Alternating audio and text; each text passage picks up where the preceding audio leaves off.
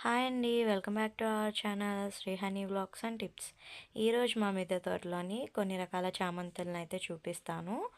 ఇవి వచ్చేసి first 2 colours ఒకవైపు వేసామండి. ఇవి లావెండర్ విత్ ఎల్లో, అలానే వైట్ విత్ ఎల్లో అనమాట మధ్యలో. ఈ విధంగా అయితే సన్‌ఫ్లవర్ లాగా చాలా అందంగా చాలా బాగున్నాయండి. ఫుల్‌గా మొగ్గలైతే వచ్చేసి ఉన్నాయన్నమాట.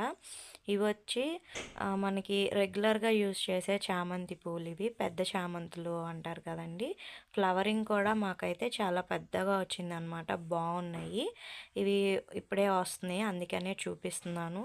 ఇవి కూడా ఫుల్లుగా మొగ్గలనేవి వచ్చినాయండి. చాలామందికైతే చామంతి పూలనేవి తొందరగా రావు.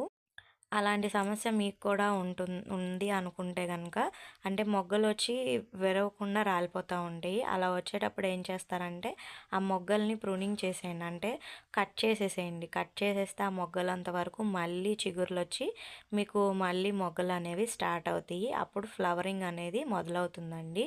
ఫ్లవరింగ్ అనేది ఇలా చిన్నగా వచ్చినా సరే ఉంచేయండి. ఓన్లీ మొగ్గలాగా ఉంటే మాత్రమే, పువ్వు విరియకపోతేనే కట్ చేయండి. లేదనుకుంటే ఖచ్చితంగా వస్తాయండి.